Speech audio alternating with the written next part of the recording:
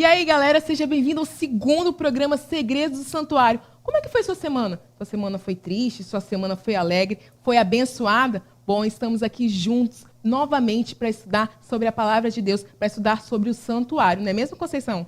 É isso aí. Alguma dúvida a respeito do que foi estudado até agora? Bom, eu não tenho dúvida nenhuma. Na vez passada nós estudamos sobre a constituição geral do santuário, estudamos também sobre o pátio, mas e por dentro dele?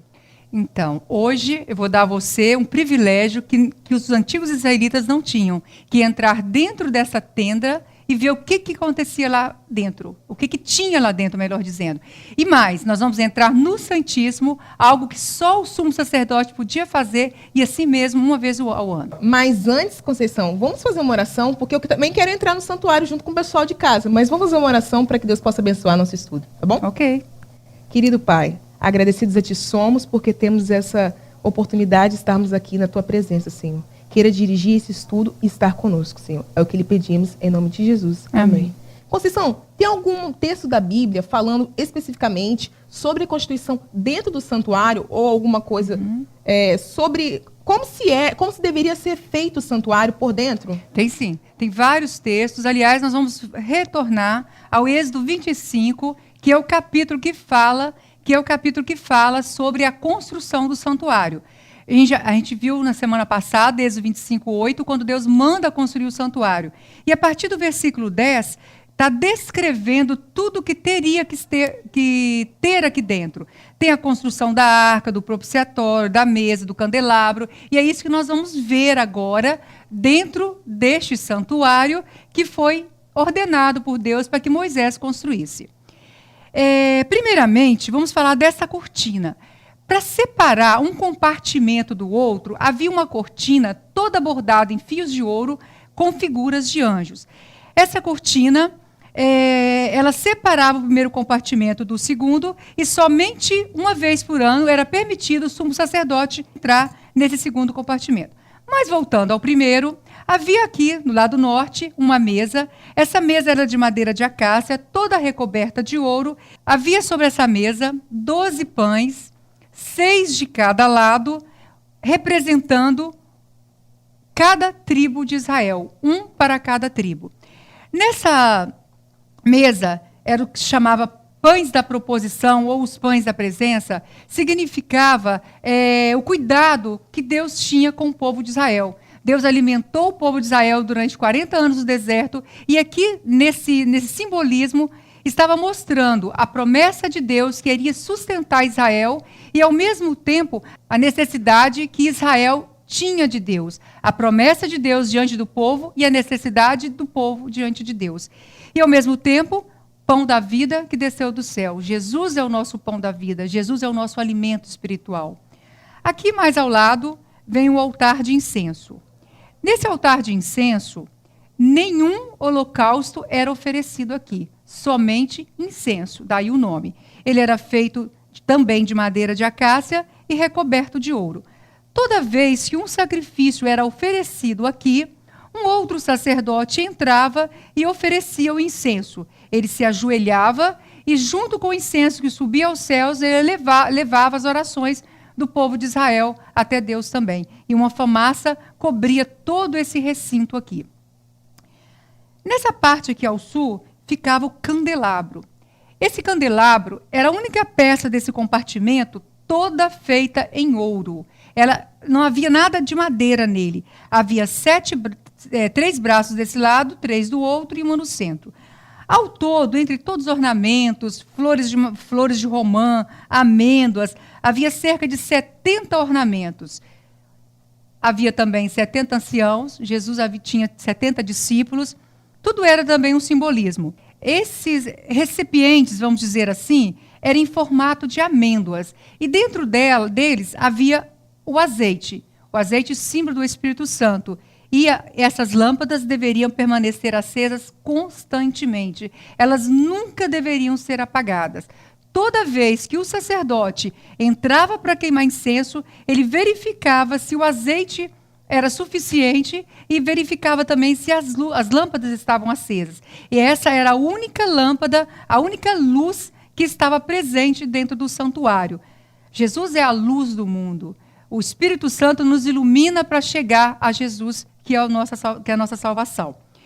De maneira geral, a vida do cristão deveria ser passada dentro desse lugar santo, alimentados pelo pão da vida, iluminados pelo Espírito Santo e em constante oração. E aqui, então, é uma vida devocional que acontecia a cada manhã e a cada tarde.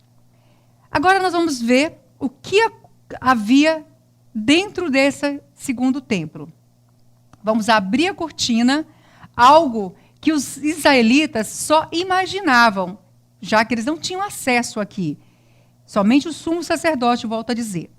Abrindo aqui, nós temos a Arca da Aliança. Por que a Arca da Aliança? Porque dentro dela estava a aliança que Deus fez com o povo de Israel, que era os 10 mandamentos. Quando Moisés subiu ao monte, Deus escreveu com a sua própria mão, nas tábuas de pedra, os 10 mandamentos. A lei eterna de Deus, a lei que não muda, imutável. E como lembrança dessa aliança que Deus fez com o seu povo, Deus mandou que colocasse dentro da arca. Ainda dentro da arca havia uma porção do maná, também lembrando o milagre do maná caindo a cada manhã para o povo de Israel. Esse maná caía de domingo até sexta. No sábado, ele não caía. O povo de Israel tinha que recolher na sexta-feira em dobro, com provisão para o sábado, visto que o sábado era o dia de descanso e o povo deveria observá-lo conforme Deus ordenara no 4º mandamento. E aqui havia a vara de Arão que floresceu. Houve um tempo em que os príncipes de Israel começaram a questionar o sacerdócio de Arão. E Deus, então, mandou que cada príncipe pegasse o seu cajado e deixasse no lugar santo. E o cajado que florescesse seria o cajado que florescesse, o dono dele seria o sacerdote. E, para surpresa daqueles que estavam questionando, criticando, a vara seca, aquele cajado seco, floresceu, mostrando a aprovação de Deus sobre Arão, mostrando que Arão seria o sacerdote que Deus havia escolhido para oficiar aqui dentro do tabernáculo. Em cima da arca, nós temos uma tampa, toda feita de ouro, e essa tampa é chamada por apóstolo Paulo de propiciatório. E ele fala além, ele fala que Jesus é o nosso propiciatório. Então, aqui também está a presença de Jesus. E em cima do propiciatório, a presença de Deus, que refletida, simbolizado por essa luz forte que estava em cima do propiciatório. Isso aqui é algo fantástico, é sensacional. Vejam vocês, aqui uma lei que condena, uma lei que exige que a justiça seja feita. Nós, seres humanos, por nós mesmos, somos incapazes de cumprir essa lei. Mas em cima da lei, alguém que cumpriu a lei por nós. Jesus Cristo, que se fez portador do pecado, que cumpriu toda a lei no nosso lugar. E aqui também se cumpre o que está em Salmo 85:10. A justiça e a misericórdia se beijaram.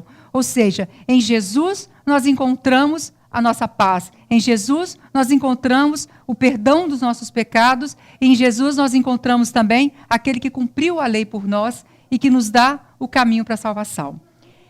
Em cima do propiciatório havia uma luz muito forte, que era a própria presença de Deus, chamada Shekinah. E ao redor dela, ao lado, 2 querubins, também feitos de ouro maciço, e eles tinham uma asa estendida para cima, outra para baixo, e olhando reverentemente para a presença de Deus, mostrando a reverência com que os anjos também mostram para o trono, para a arca de Deus. Um fato interessante, que essa luz, muitas vezes ela era muito forte, e apesar da cortina que separava o Santíssimo do Santo, muitas vezes ela chegava a esse primeiro compartimento. E era interessante que o sacerdote que estava aqui oferecendo incenso nessa primeira parte, ele era ofuscado por essa luz. E ele se ajoelhava, e era uma experiência tão gratificante, era uma experiência tão única, que ele jamais esquecia esse momento que ele passou na presença de Deus. Que ele viu, ele sentiu a glória de Deus, e ele saía dali enriquecido por ter presenciado, ainda que de longe, a glória do nosso Deus. Conceição, que fantástico é saber que Deus quer e ainda quis no passado, ainda continua querendo estar conosco em todos os momentos, como estava ali no santuário, né? É verdade. Deus estava presente em todos os aspectos na pessoa de Jesus. Nos pães, no candelabro, no altar de incenso, os anjos aqui também representando o céu, o cuidado que os anjos têm para conosco. Deus, do outro lado. Enfim, em todo o santuário, Jesus estava presente. Ficou alguma dúvida, Sudal? Olha, para mim não ficou nenhuma dúvida. E para você em casa, tem alguma dúvida, algum questionamento? Já sabe, se você tem alguma dúvida, manda um e-mail para a gente, jacentralvv@gmail.com. Não esqueça. E pode também colocar aqui embaixo, se inscreve no canal do JA Central VV e escreve aqui embaixo a sua dúvida, seu questionamento. Mas, Conceição, vamos terminar agora o nosso estudo com uma oração? Vamos. Então vamos orar. Querido Senhor, obrigado porque Tu continua querendo estar conosco, Senhor, em todos os momentos. Pedimos que esteja com os nossos amigos que estão vendo esses vídeos e que Teu Santo Espírito possa habitar na vida deles, Senhor. É o que lhe pedimos em nome do Teu Filho amado Jesus. Amém.